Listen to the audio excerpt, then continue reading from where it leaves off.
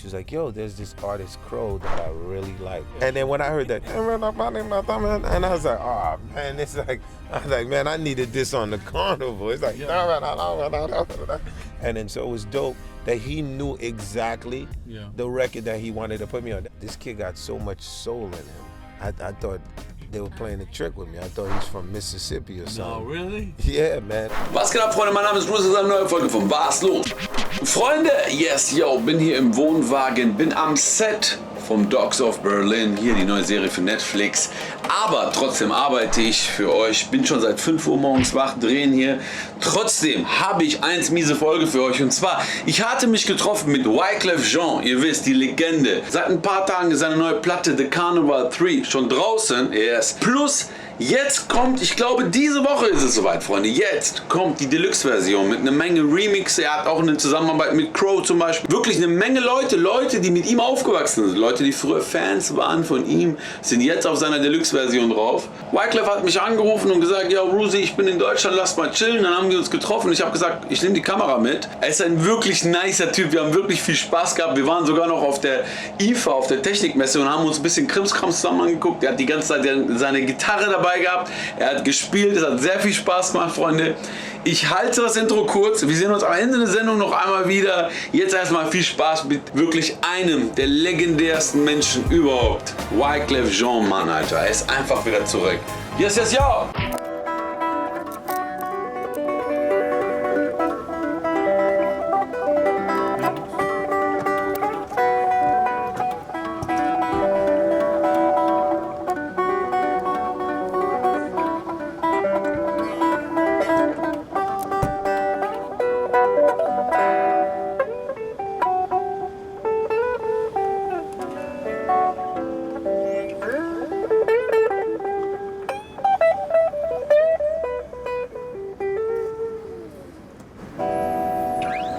Hip-Hop-Gitarrist, baby.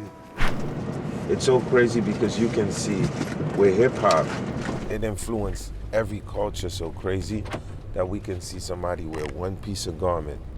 It could be a piece of sneaker, a bracelet, one thing, and then it take us back to a song. You know what I'm saying? Right. Crazy. It's like a smell, you know. Sometimes you smell something and then you know the whole vibe of a Straight year, up, you know? it's straight up a smell. Yeah, man. Yeah, it's a smell. It's so funny. I was with Curtis Blow a couple of days ago, and Curtis Blow was, you know, he was telling everybody, yo, you know, I did Wyclef Jean's first demo. I was like 15 years old, so really? people was tripping out. Yeah. Oh, okay. So he was like, yo, I said, man, I'm like one of the biggest culture bunnies of hip hop. I was like, when Curtis Blow discover you as a kid, you know, it's a wrap. Then after that, 15. Then my first music video ever was Eric B and Rakim, Don't Sweat the Technique. Oh, yeah. I was the one playing the upright bass in the video. Boom, boom, boom, boom, boom, boom, boom. No, man. Yeah, you ain't gonna know. Now when you go back, you're gonna see, damn. I'm gonna tell, yeah. I'm gonna be tell like, everybody. look, that's Clef. That's crazy. Yeah. Didn't know. But when you did that, do you recognize what history you're doing right there? No, because I was an extra in the video. I didn't know no Eric B and Rakim. Ah, they put you just in. Nah, it's a crazy story. But tell me. So I was up in the hood, and my man was like, yo, I gotta connect. They shooting a video up in the island. And I was like, of who? He was like, yo, Rakim. I said, yo, man, that's the God. I was like, yo, we gotta go. I don't know what the video's about. I don't know nothing. All I know is I play upright bass at the time. I didn't even hear the song. So I took my upright bass, we left the hood, and we put it in the train with some drums. Then we get there, and it's a big mansion. And I told my man, yo, let me handle the bouncers at the door. Don't worry about it, I got it. So I get to the front door, and the bouncer's like, yeah, could we help you? And I'm like, what you mean could you help me, man? We Rakim's band. And he was like, okay, set up by the pool. And then that's how we got, so we literally snuck into the video shoot. And then the guy set us up by the bar, like, you know, with the band style. And then Rakim was late. So then they bring out 100 girls in bikinis. Yeah. Man, I'm a teenager, man. You know what that looked like for me, man? You can forget about it. So the place is going. So now, being that Rakim didn't show up, the director have to start shooting. Who was the director? I don't remember his name. But he started shooting, and then he was like, let's shoot the band first. And then he shot a bunch of shots with us, and then the girls. So in the video, I didn't even get to meet Rakim, because by the time Rakim showed up, I was, cause you know I tell extras, man, if you want shots in the video, you gotta basically glue yourself behind the artist. So when Rakim showed up, you could see the video where I'm trying to sneak some shots behind Rakim. So it was crazy. But years later, I did a show at the House of Blues, and Rakim came to my show, and it was crazy. I was like, yo, you don't understand, man. I was in your first music video. he didn't believe me either. Yeah, he didn't believe you. Then when he went back, he was like, holy shit, that was my first video. Yeah. Crazy. So I'm excused though, you know. I didn't know, but even Rakim didn't know. Rakim, I was just an extra, man, trying to, you know. I was just that hustler kid. Like, I don't stop till I get what I need to get, you feel me? I just knew in this hip hop thing, I loved it, you know. Crazy story, man. Hey, man, I told Brooke before you came out, I was like, there is a story that happened to me like a week ago. I don't know if my English is good enough to tell you this story, but look, in 1999, I was like, I had my car, I had my driver's license, and there was a solar eclipse in Germany, so worldwide, and in Germany you could see it. And I had your tape, I had a tape, I mixed by myself, Maxwell tapes, 30 minutes each side. Yeah. And it was a bunch of tracks because you was one of the huge artists, so we had a lot of tracks for you.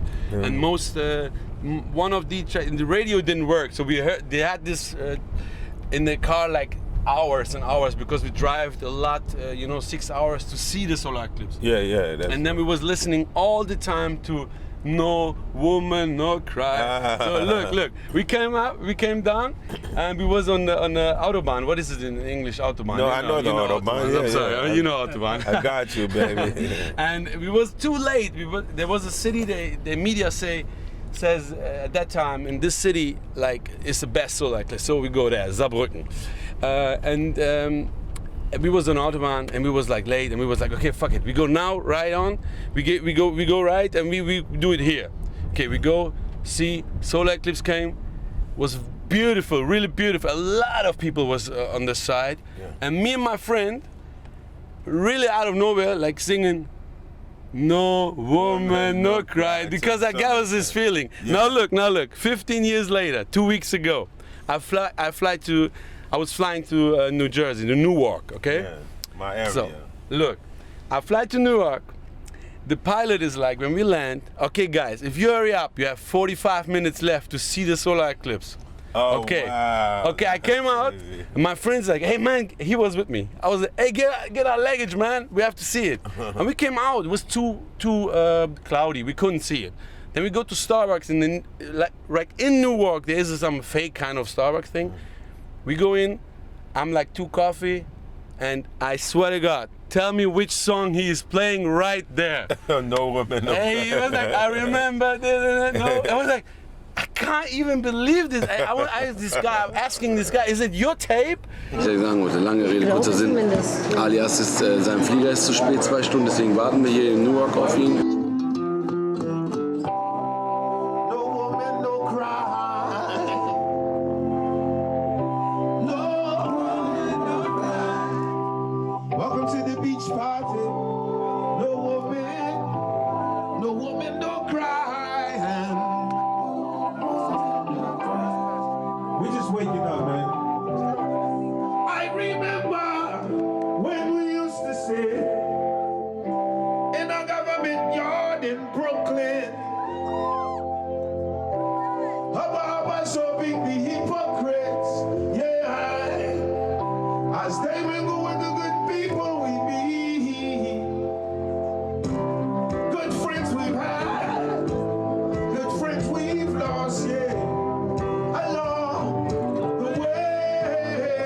Saw the fight, Floyd Mayweather against Conor McGregor. Yeah, and I'm like a super UFC guy. No, so tell me, you saw the fight? Yeah, but I'm like, I go back with UFC all the way to Royce Gracie. Oh, really? Out of Brazil. Like really? The family. So I'm into like the martial arts stuff for real, the mixed martial arts. You know, I'm part of a crew they call Tiger Showman. So, but I was telling people like my prediction with the fight and stuff, you know. But think about it though, McGregor did an incredible job because as a martial artist, you're conditioned to fight with your entire body. Your whole neurals are trained like that. Like, you know what I mean? You just might automatically throw up this arm and automatically this right feet go with it. Like, or, so for me, the fight was very, cause think about it, man, as much punches as he threw, like you got fighters like Pacquiao and the last who didn't throw, so it was almost like he really rocked out. But Floyd Mayweather and his father, there's some like, and his father, there's some like Mr. Miyagi going on. Really? Some like, you know, down south Mr. Miyagi trick type, you know, some Last Dragon ish with two arms, like, you know, this guy can turn himself to a cobra when he wants. He got the Peekaboo Mike Tyson thing. Man, but he's good, man. He moves like lightning. He moves like lightning, and he moves very fast. And he knows how to wear you down. It's almost like, what was my brother was saying that Floyd is the most like technical fighter because he'll break you down scientifically. He was like, chess playing with Conor, man. Yeah. 2 rounds, the first rounds, he was just waiting. I knew he's waiting because the condition of Conor is like 3 rounds, always 3 rounds, 2 rounds, 3 rounds. Yeah. And I knew after 3, 4th round, now then he was like a machine coming, bomb. No, once again with the boxing, you have people who could withstand that, right? Because with UFC, I mean, literally, you know, you could literally take the person out. You know what I mean? In the first 20, 25 seconds. And, you know, I don't think, like, anybody who's a UFC fighter likes the fights to last long. You know what I mean? Like, because the less injury it is for you, the better it is. You know what I mean? Yeah, we saw the fight in Washington Heights, but I tell you, and this is what I wanted to ask you, because the fights after the fight was even more interesting. Oh, yeah. But because we came out of this club or this, I don't know, bar, cafe thing, and everywhere was police already. And I'm asking my boy, he's one of our friends living in Brooklyn.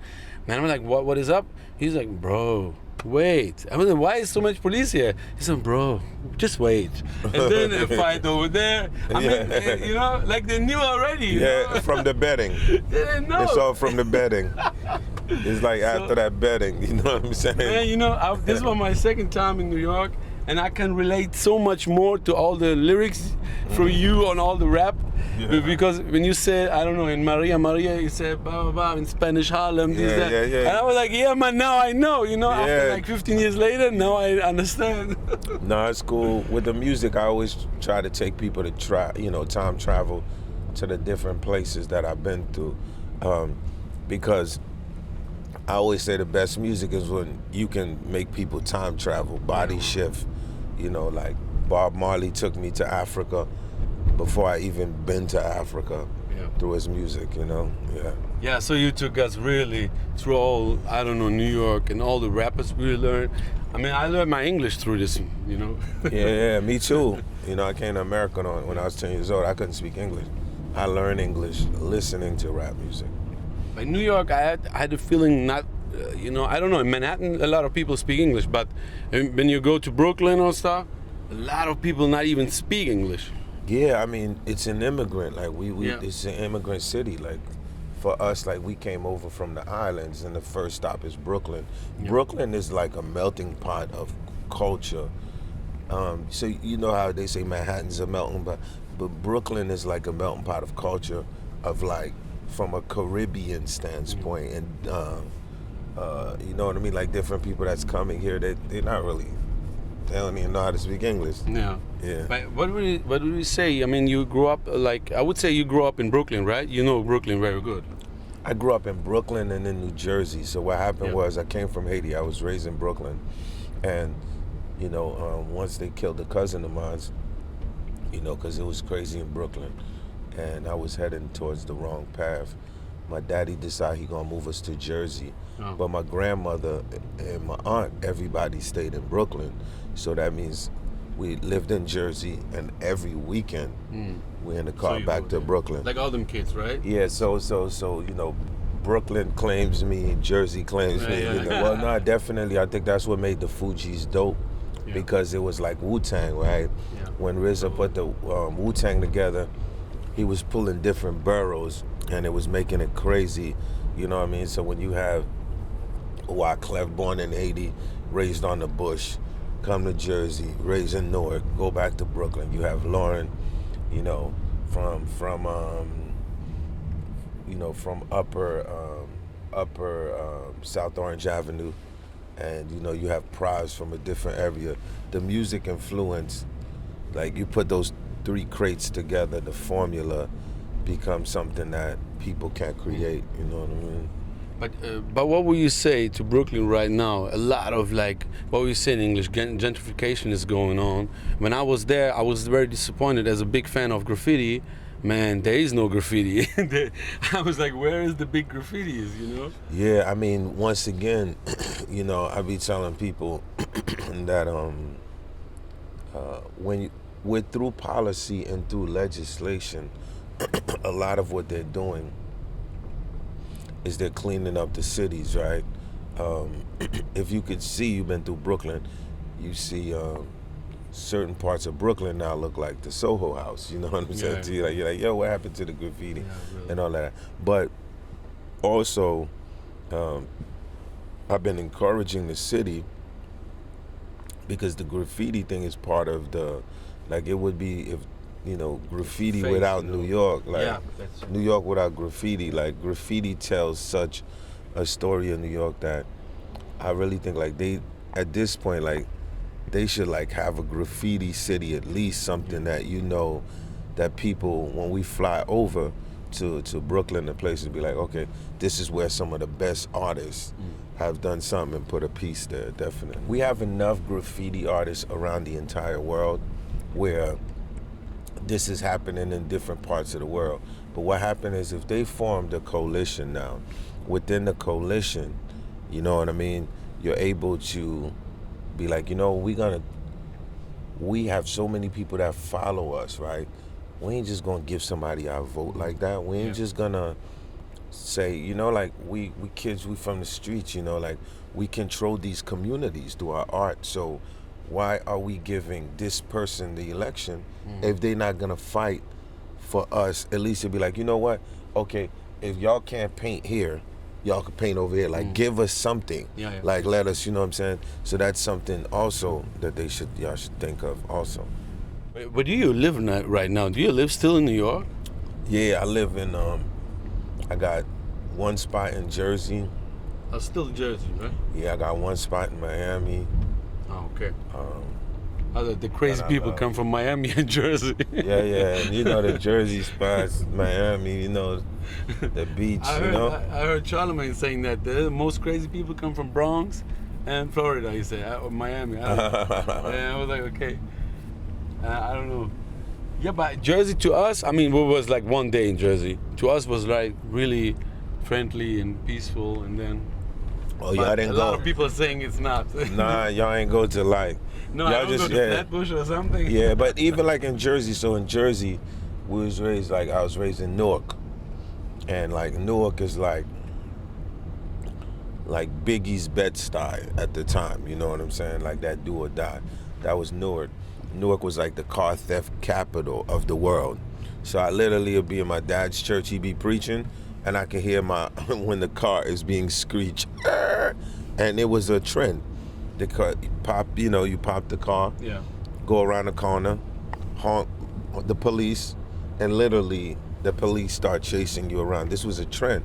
And everybody gave each other different names. So like we had Turbo, we had different, and then I look back and see how crazy I was.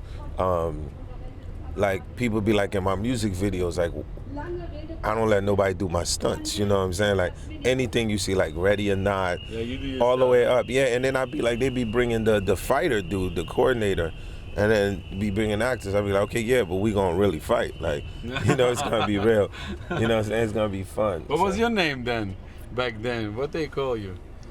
Well, I mean, one time in the hood they called me Speedy, and then I can imagine why. they called me Speedy, and then the main name they called me, nickname, in Haiti was Ticket, and Ticket means ticket.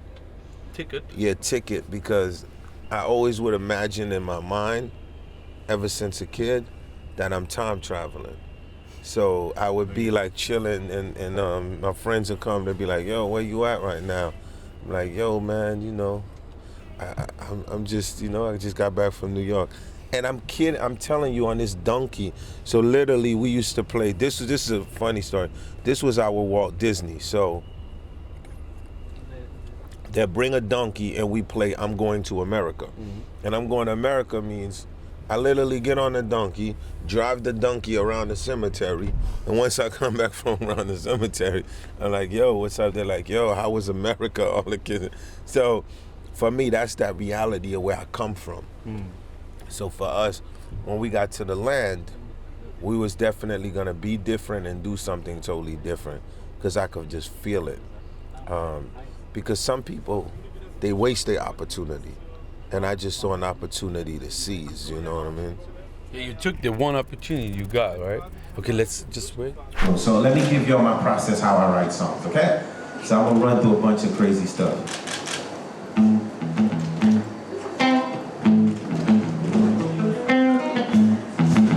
Turn up the guitar.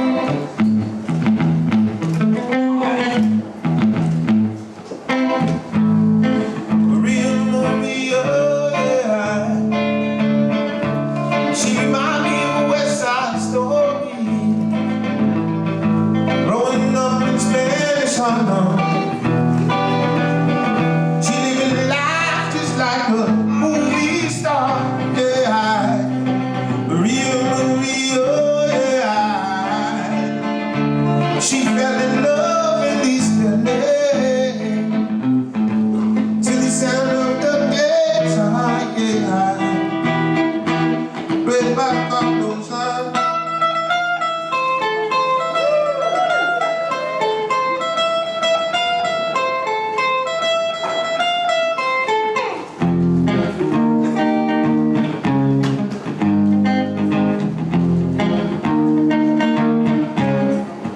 I was like, hey girl, I can see your body moving, and it's driving me crazy. And I didn't have the slightest idea until I saw you dancing. And when you walk up on the dance floor, nobody can ignore the way you move your body, girl. And everything. So, jetzt geht er echt noch ein Set auflegen und dann düsen wir aber ab. Alter, hat der einen Terminkalender. Jede Minute ist quasi durchgeplant.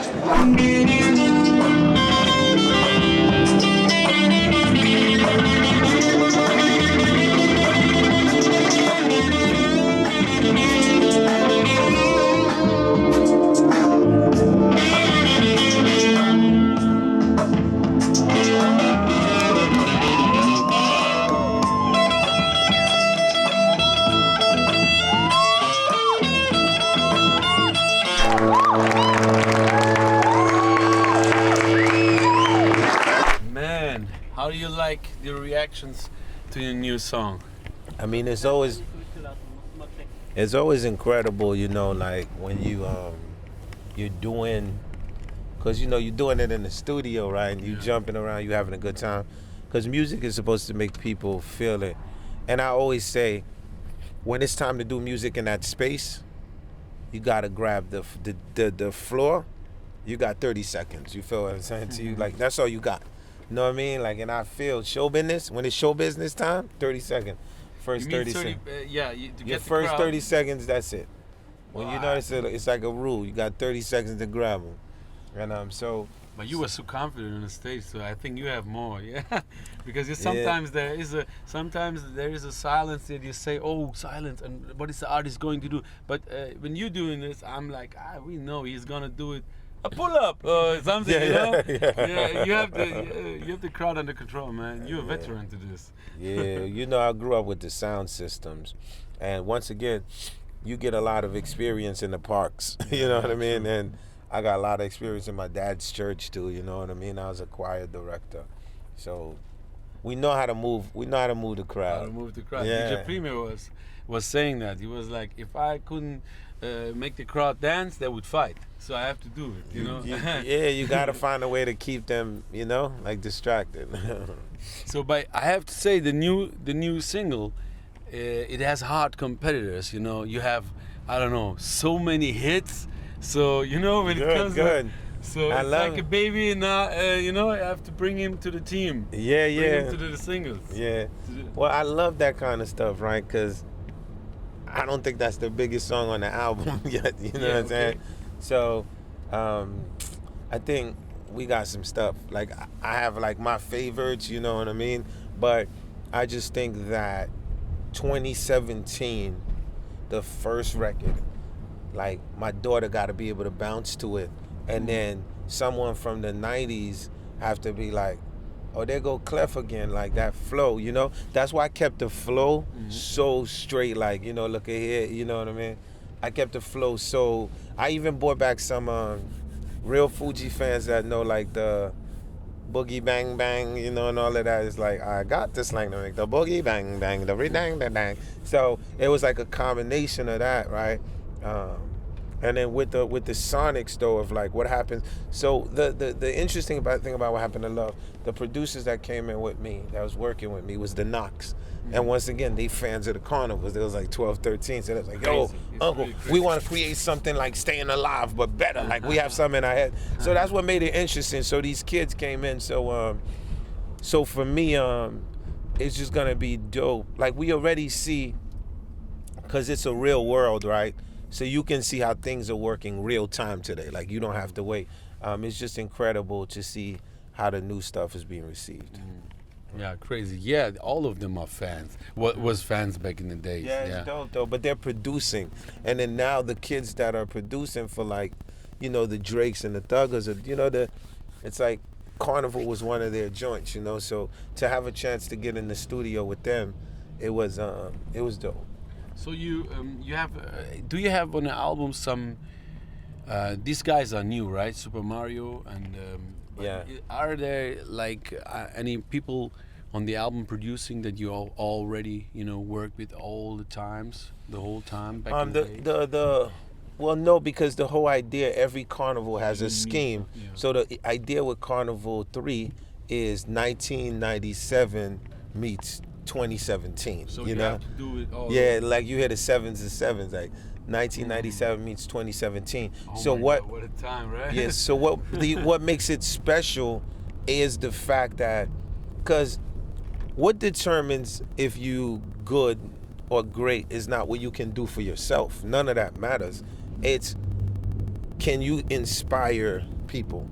Because when we was digging in the crates, pulling like Earth, Wind and Fire, James Brown and all of that, we was saying like, oh, this stuff inspired us. So for the kids to be saying this kind of stuff inspires us, it was like Carnival 3 was like, okay, it's for my daughter's generation that they never heard Carnival 1. So for them, they busy like singing, what happened to love? And then they're going to go back to Gone to November. Yeah. They're going to find it.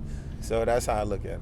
Yeah, the new single is very happy, so it's very loving. Like Staying Alive, like on the Carnival, yeah, right? Totally. So look here, you know. But you are famous for the tragic ones, the drama ones, the 911 ones, right? It's in your voice. Yeah, both though. Because Hips Don't Lie, Yeah, the true. biggest song of all times, Yeah. is a dance record. So it's tricky, right? So Maria, Carlos Santana, that was another party It's, one. But with between, that's it's right. really it's good. the It's drama though. It's a between, dark yeah. drama in that Yeah. one. You're right. So We call yeah. it the national anthem of the streets, Maria. I swear to God, Yeah, that yeah. was when I started to DJ. Maria was one of the first tracks that was, you know what, nothing working. Okay, bring me that joint. Okay, it's working. Yeah. So and we call that, hey, this is the national anthem of on the street. But let's look real quick at Wyclef's profile, right? So, Fun Records, I was one of the first to ever do the strippers record, and it's called Perfect Gentleman. And just cause she done go, it don't make her a hoe. The whole video was very fun. Yeah. Remember? Yeah. I was freaking the Gone to November remix when I was coming out of the TV. Yeah. So there's always been two sides to me, like Busta Rhymes, right? So there's this side of me that's animated, you know? And that side, I always like to put music videos. And then there's the other side of me that make you think.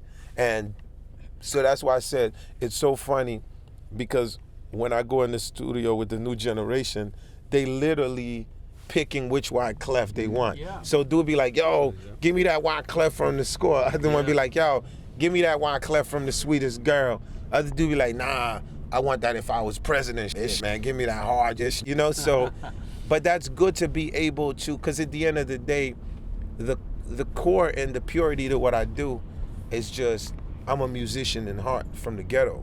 So for me, that just translates to music, you know what I mean? So you said it on the stage before, right there on the stage. You said, I was running for president. Now I was away helping people, my people. Now I'm back, and yeah, I'm going straight to the Billboard #1. So, I mean, I love that to be confident and stuff. Yeah. But why do you think like that's is there some blueprint that you know that is gonna work out every time? I mean, it worked out a lot of times with you. Well, I mean, really, Can you read the charts? I don't no, know. I could just read, like Muhammad Ali, if I choose to be in this space, I always had to be confident. One of the rules to a rapper, you gotta be able to talk smack when it's time to talk smack, and then back up the smack at the same time, right? So the idea of what we were saying was, more so than like, we know the record will be on the radio, we know it, if we choose to be in that space, it's just the idea of the inspiration is to let the generation knows that don't be scared. Like, remember what I said, it's okay. If this single work or not, it don't matter. I'm gonna have another one ready to pop in your face in a week. That's just how we get down. But I need the generation to feel confident, and I need them to know it's okay if everything doesn't work out the first time. You said that on stage. You know, it's so important because, Yeah. it's so important to fail. And what determines success is failure. So if you never failed before, you didn't get it right, then you don't know what's gonna be your next move. You know what I mean? Yeah, I mean, not even the first album with the Fugees was that successful, and that I mean, this is the failure you needed to then to come to the score. Well, you got to keep getting better, right? So every album you got to get better with it. You know, It's simple to say, but what did you guys do then? Well, the first album, my first music ever, I always signed to Atlantic Records, Big Beat Records. Yeah. And at the time, like Jungle Brothers was doing house music, I was doing hip house. That was the first joint. The first score joint was called Blunted on Reality. I only produced one song on that one. That was produced by a production company called Legende. Okay. The score was when I went in the basement. Ah, okay. Right? And then so after working with Salam Remy on Nappy Heads, I was like, I could do this. So it was like at the end of the day, I was just like, I was inspired by Salam and was like, I'm gonna create a fusion, and my fusion is gonna be live instruments against the electronics. But the human factor of the bands, like Stax and the way they played, I need that inside of the music, you know what I mean? Why didn't you produce more records on the first one? Well, I was signed. We was little. We was signed to a production company called Legende. So Legende was Kool and the Gang. So that was Khalees from Kool and the Gang. Okay. So they did the majority of the production.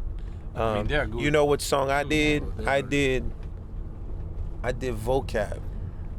On that whole album, I did Vocab. Vocab was just an acoustic guitar. The first acoustic song, rap song.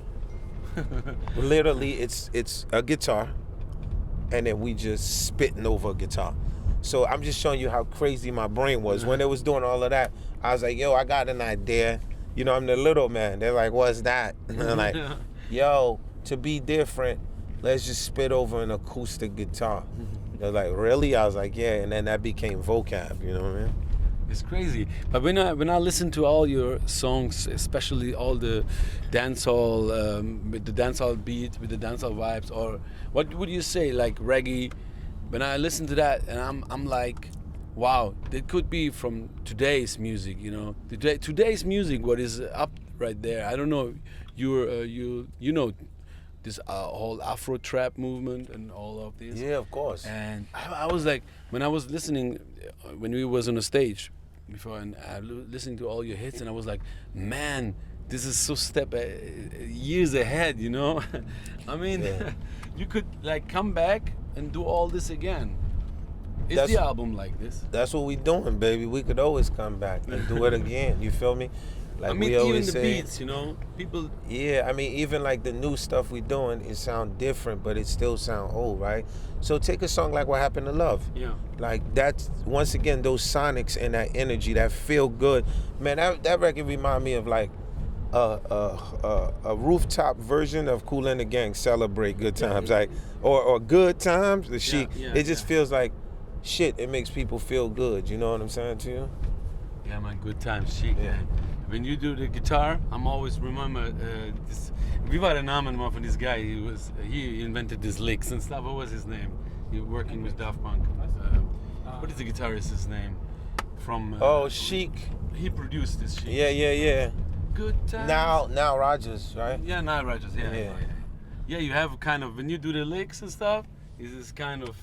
You know, when you come with the Maria lick before, Yeah.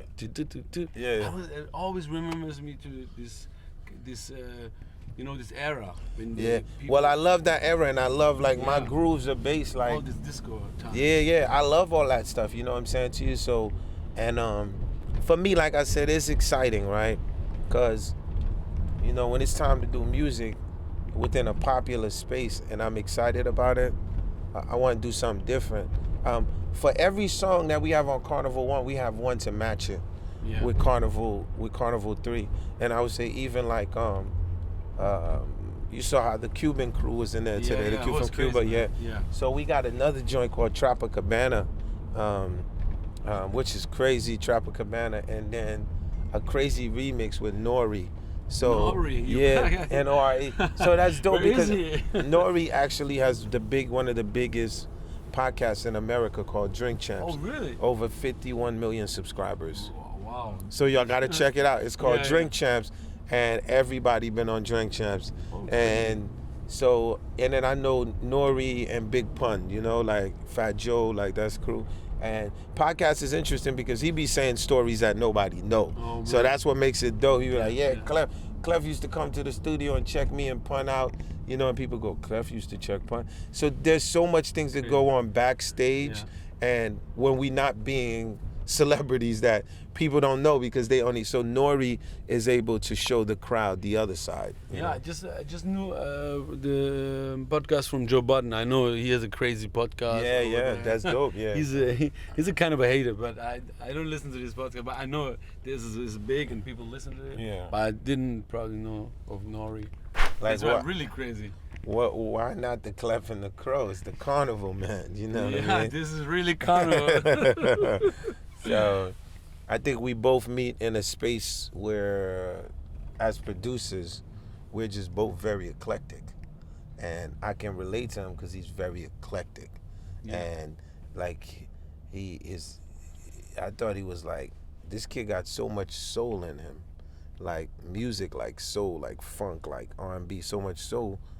I thought they were playing a trick with me. I thought he's from Mississippi or something. No, really? Yeah, man. In the studio, he starts his references, his records that he's comparing to is, I mean, this is a kid that, you know, like, I'm just telling you, like, Pharrell Williams, for example, who's also very eclectic. Crow got that thing with him. It's see, this is what people don't understand. When you the person with the longest life is always the producer and the publisher, right? So that means like if you're able to create something, then that means you can create something else. Yeah. And you can constantly create, but you got to be the genesis of creating something. And then so with Crow, it's like being like we share that space of creation, then constantly, you know, it's limitless, you know what I mean? So that's what I love about him. No, he's a nice guy, and especially he's a good musician. Though I know he's producing a lot for himself, but how does it come? Like, how do you guys come together? Man, I have my CEO, Madeline Nelson. I call her Young Ears, right? Because Maddie is, I don't know, I would say from Michael Jackson to Jay-Z to J. Cole to the Fugees. She's touched everyone in some kind of way, you know what I mean? She always has the pulse. And so with this project, you know, it's like Heads Music and Sony. So, and they're all female label. So the idea was like, you know, she was like, yo, there's this artist Crow that I really like, you know, in their office, and they're like, yo. And this is not because, for me, it's crazy because they gotta find something that they know that is as eclectic as me that I'm gonna get automatically. You see what I'm saying? Yeah. So automatically, while I was working on the Carnival, when I heard his, you heard Crow's single? Yeah. The one that he got? Yeah. And then when I heard that, and I was like, oh man, it's like, I was like, man, I needed this on the Carnival. It's like, and too bad you couldn't make it. Yeah, no, I loved it because at the end of the day, I was like, that's the Sonics. Like, this is dope. That's what we going for. And then so it was dope that he knew exactly the record that he wanted to put me on. That's what I was saying. The new generation, they know exactly, you know, like, the funniest thing in the session, Crow's like, you know, Crow knows there's many Wyclefs. So I'm like, which Wyclef you want? You know what I'm saying? Like, yeah, okay. Which record? Let's get the sweetest girl Wyclef mixed with the dancehall Wyclef. You know what I'm saying? Yeah, I think that is good. Yeah. For his album, I think that you was on a panel. You said back in the days you had nothing to do in the ghetto when you grew up.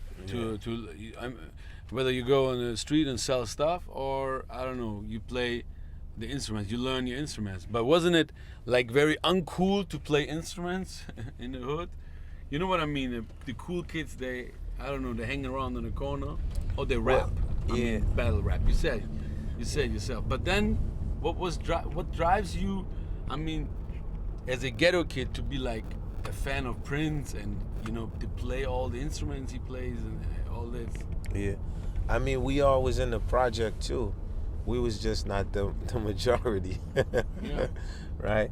We was the small minority, but, you know, you had kids that was listening to the Police, Synchronicity, stuff like that. And what's funny about it is the way that I learned and knew that I had to play instruments was like when I was listening to like Curtis Blow, These Are the Breaks and all of that, and I was like, yo, there's some kind of real instruments in this stuff. And then there's other vibe, right? Yeah, and then when I was like listening to like African Bambaataa and different stuff, and I was like, yo, this shit sounds so rich. And I was like, so now the element is the MC and the Technique 1200. And I was like, yo, but the future is gonna be the person that could do the technique, that can do the rhyming, but start to put instruments behind it. I was saying that and doing that then. Now, Anderson .Paak is rhyming while playing the drums at the same time. And this is only the start of it. So now you got the era now where you're gonna have these badass musicians that can tear a hole in your ass in rapping and be able to kill the bass like Stanley Clarke at the same time. So this is sort of like, so for me, I'm hoping to breed a whole new generation, which I could see has started coming, where the instruments, you know, like I make the guitar cool, you know what I'm saying? I'll be like, yo, y'all can play it, let's fly. You know, you see I play it, the girls, they go crazy. And then kids will be like, hold up, maybe if I played, the girls would go crazy, right? So I think, and I call myself a hip-hop guitarist. And I said, look, I'm a rare breed, like a lot of, I don't know too many hip-hop guitarists. They'd be like, yo, define it. What defines a hip-hop guitarist? I said, being eclectic. Like you can go through the crates and you be like, okay, play Miles Davis. Then the same rhythm, you like, play Shook Ones, Mobb Deep. There's no jazz musician, you sit there and you be like, okay, I need you to play this on Thelonious Monk, and then I need you to play Shook Ones. they're gonna be like, yeah. So as a hip hop guitarist and as a hip hop musician, I understand both theories. So yeah, I can't go from Miles Davis to a Shook Ones, to a Wu-Tang Clan, bow down to a. This crazy sample, man. You know what I mean? Can you play something? Oh, I show you. Yeah, But the Shook Ones on guitar, man. I would die right here. Hast du ihn drauf? Ist das gut hell?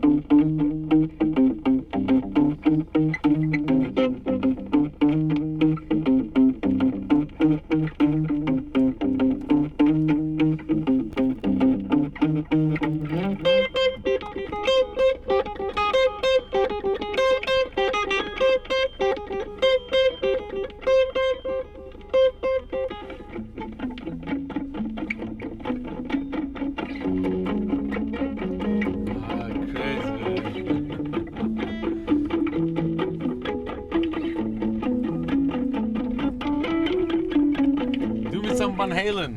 Yeah. Ain't talk about love. I'm gonna show you. So this is how I study Van Halen. I'm gonna show you some ish, man. So it's so funny because this is what I learned from Van Halen.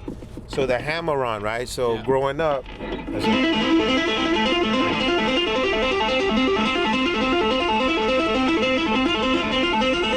Now watch the hip hop Van Halen. Watch it.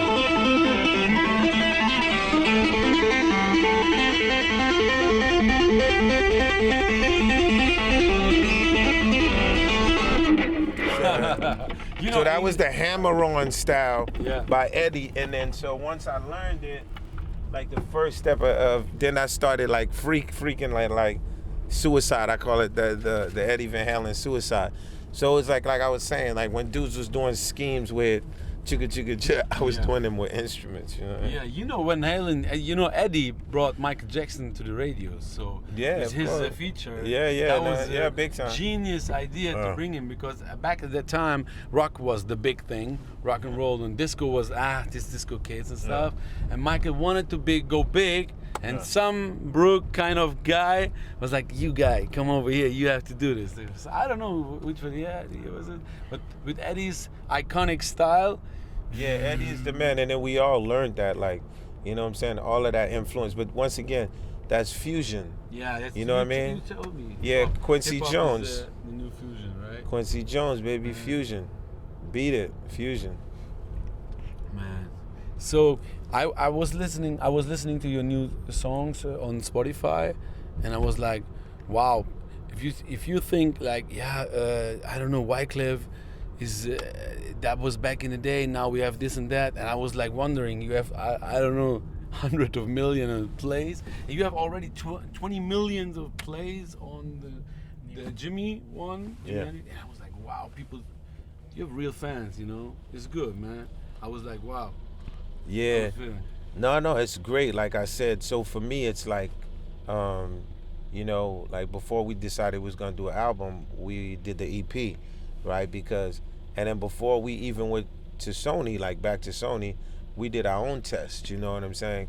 To make sure, cause once we get back with Sony, on a joint merger, but we was like, but I'm like that artist that believe like you gotta help yourself first, right? I'm from the hood.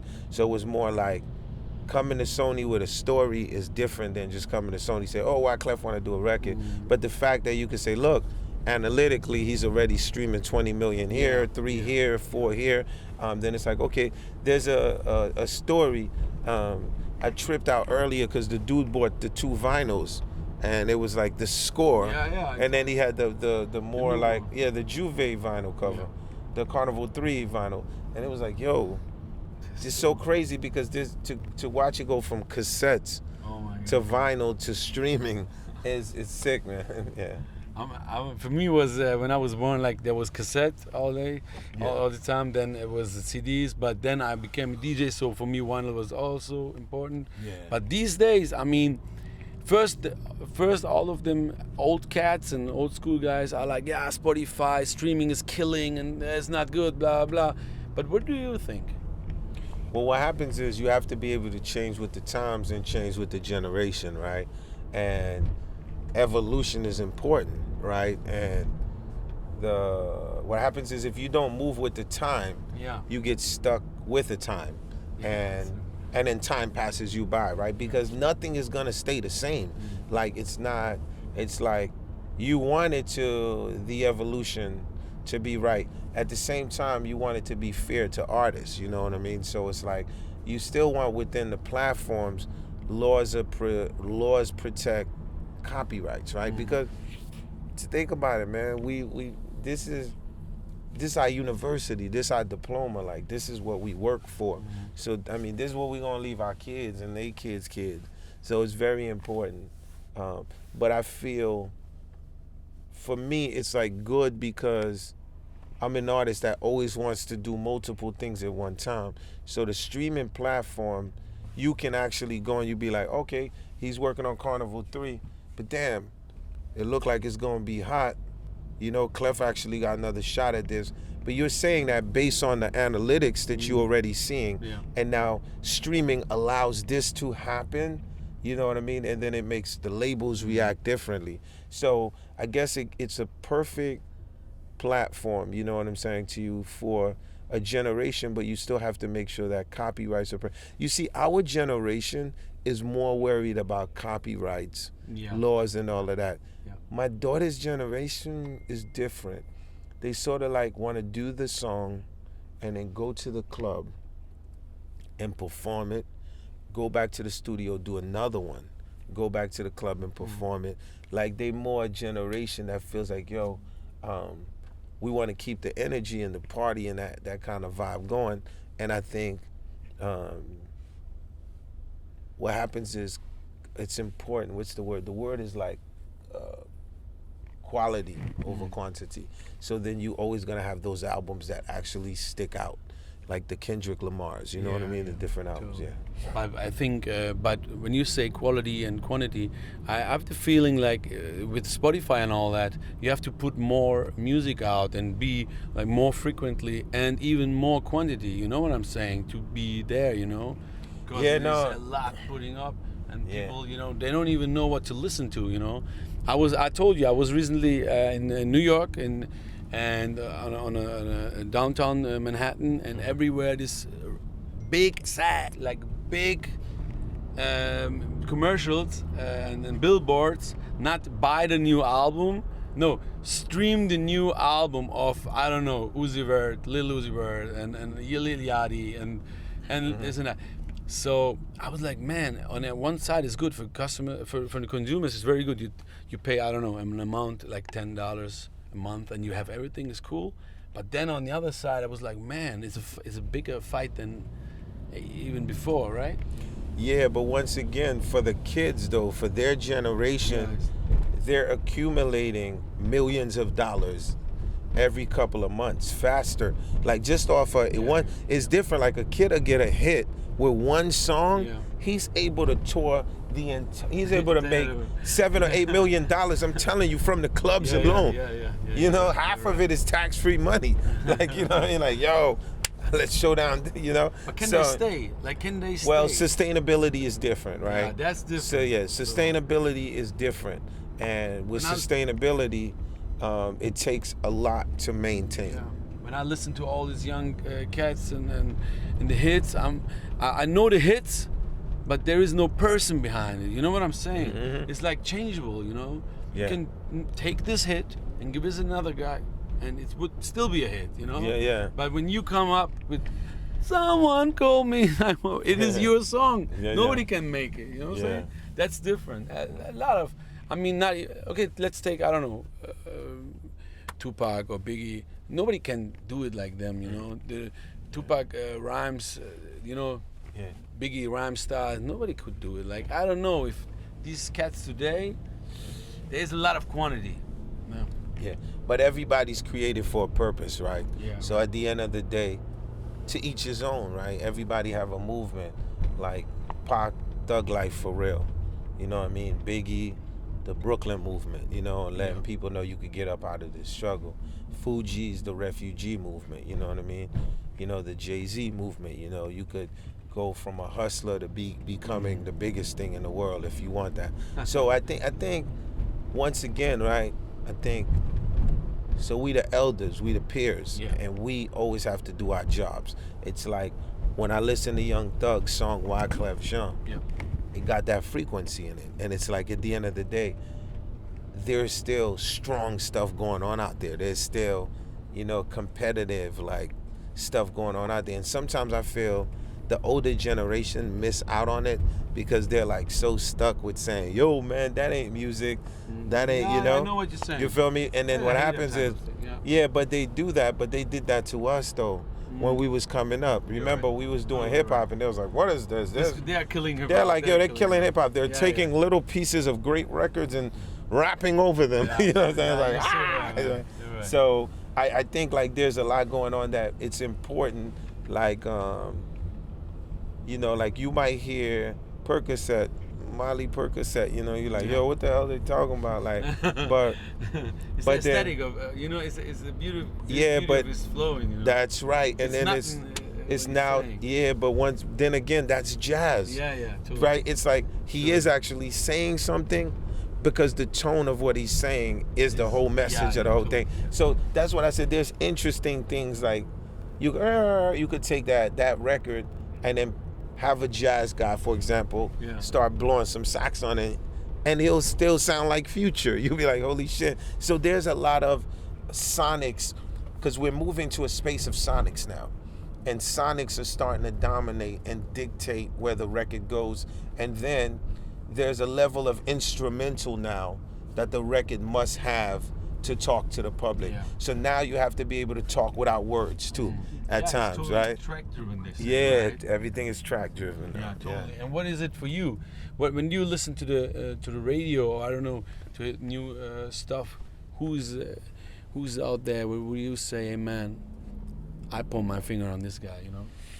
Well, I mean, I was following like Future is really good, right? Yeah, Future's dope. I was following Kendrick Lamar for a minute. He's dope. J. Cole. You listen to the new Jay-Z? Yeah, love that one. It was really crazy record. Not like I was like, wow, this is really Jay-Z. I was like repeating the record and repeating. Yeah, that's like, right. Yeah, real. I know him as a hustler, but not as a teacher. You know. Teacher like.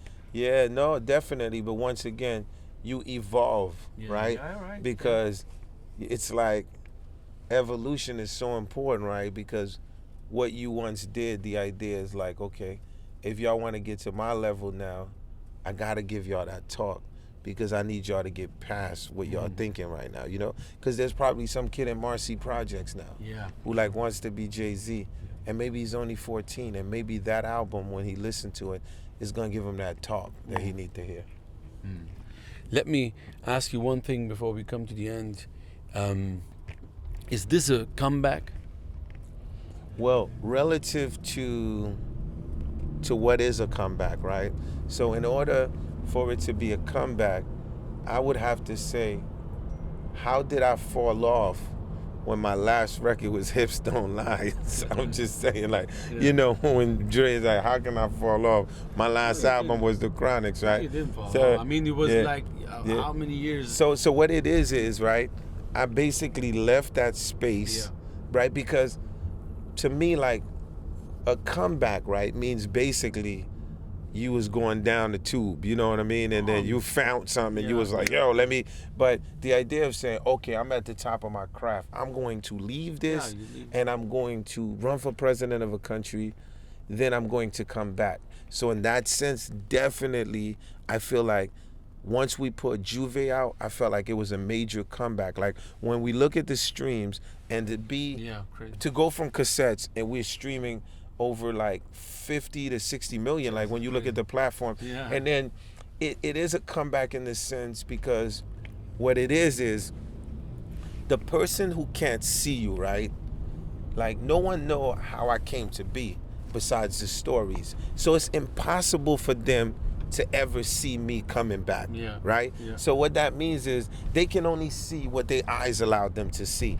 Now, if they was on a donkey with me and they ate dirt with me, they'll know that you could never count Wyclef out. Like, Wyclef will always have one last poker card to play. That's just who he is. So in that sense, I think a lot of people are definitely shocked because they're like, what the like, I didn't know he was still stream. Even like when you go up on those streaming numbers, you probably even was shocked because you was like, at the end of the day, you're probably like, okay, I'm waiting for some Fugees there.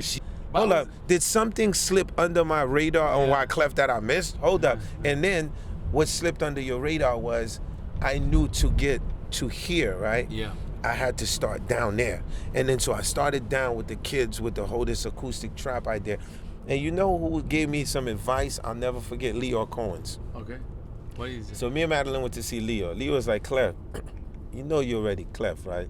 He said, he basically was like, dumb it down for a second in his own words, right? He didn't say those exactly, but it's like basically, Clef, you can do these kids records in 2 seconds. Yeah. Do a few of them, go one at a time, right? And he said, when you do that, that's gonna awakening your crowd because your crowd, you gotta lead them to the water. They waiting for you, but they not in your frequency. Like they could be working and they moving around. So in that sense, I think that the carnival crowd, the score crowd is actually, holy shit, Clef got music out, let me go check it out. So for me, what's the great thing about it is when they go listen, they're not hearing, nigga, they did Wyclef, new Wyclef, moving, yeah, 2017, yo, doing, you know, that's for my little nephews, you know what I'm saying? So it's dope that when the kids come and get me, Wyclef could still be Wyclef. Yeah. When you listen to a record like The Slums, you know, we spitting the things that, the talk that, you know, Shatta Boys, the talk the man want to hear, you know? Yeah. Yeah, let me just check. Yeah, oh, you're there. I just wanted to give you a good one. First of all, I'm really glad that people are going to stream your stuff because I was like, you're one of the people I was following, you know, and I was like, a lot of people when I was following back in the days, they don't have that Spotify views and then plays, and I'm like, I feel bad, you know, because I want them, you know, to have this, and so I was. First of all, I was glad. Second, I wanted to give you a good one. For me, it's not a comeback. For me, it's like Michael Jordan leaving the game. To going to something he can't do, he cannot do it that good, you know. Sorry for that. Sorry for that. Like, you know, it's like baseball. We all was like, Wyclef, man, you rock stadiums, come back, my man. And he was like, no, I'm going baseball, you know. And then you come back. Like so that. It's not a comeback. It's for me, you come back to do a March Madness. You know what? The ring is, the championship is yours, so take it, man. I got you. I try to play baseball. It didn't work, man. I'm back to my So we're here, man. We have 20 minutes left, bro. Let's go.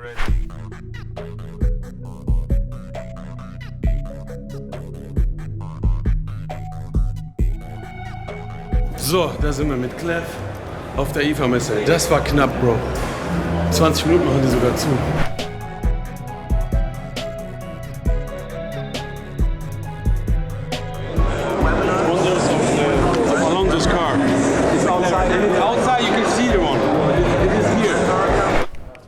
So how comes that you are a Formula One fan? So why are you following? Because of US+A?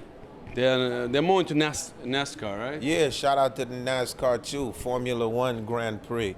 You know, I mean, when you into the car culture, you into the sport. You feel what I'm saying to you? So for me, McLaren, to me, you know what I mean? Shout out to everybody that's racing.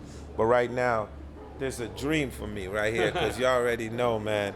I follow McLaren all the way to the point where the last McLaren, the street edition McLaren, right? You know, is 1995. Oh wow. Okay. Yeah, so the last street with the wheel in the middle. You feel what I'm saying to you? So that's how far back I go with the McLaren. But it actually see, you know, Formula One, it's incredible.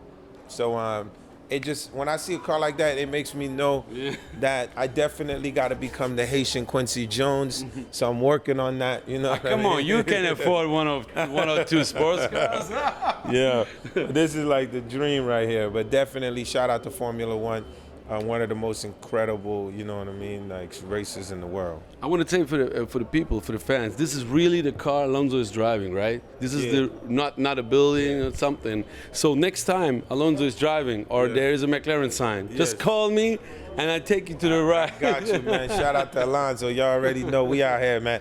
Yo, where I come from, we call them the big man, them. Thank you very much, man. Thank you. I got you, okay. Yes, Freunde, ja, ich hoffe, ihr habt Spaß gehabt und ihr habt nicht so viel gemerkt, denn hinter den Kulissen war es so stressig, Freunde. Es war so stressig für mich. Ich werde mal ein Video machen, wo ich genau erkläre, was alles passiert ist, aber ich war mit Wyclef den ganzen Tag unterwegs, war mega der pure Stress für mich, wegen verschiedenen Sachen, die ich da gleichzeitig erledigen musste.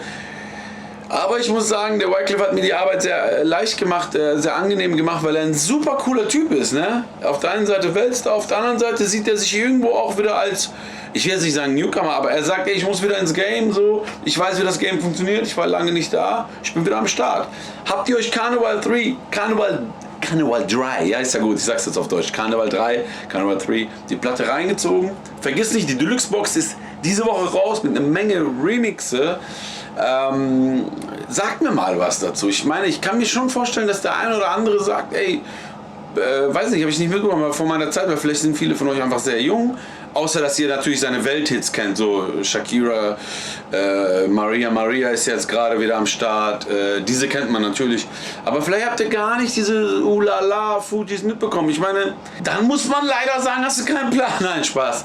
Es sind auch viele junge Leute dabei, alles gut. Schreibt es mir, Leute, die wie ich mit Wyclef aufgewachsen sind. Ich war wirklich total happy darüber, dass der angerufen hat und gesagt hat, Digi, lass abhängen, lass uns eine Folge machen. Das war schon geil für mich, auf jeden Fall hat es Spaß gemacht.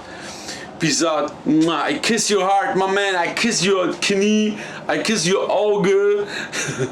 Wyclef wirklich ein bester Mann, wie der die ganze Zeit Gitarre gespielt hat, er hat die ganze Crew, alle immer wieder zum Lachen gebracht, er hat Show gemacht, er hat 3, 4, 5 Pressetermine gehabt und zwischendurch war er die ganze Zeit mit mir und immer war der ganz relaxed. Ja, Rooz, my man, wir müssen das machen, Geiler Typ.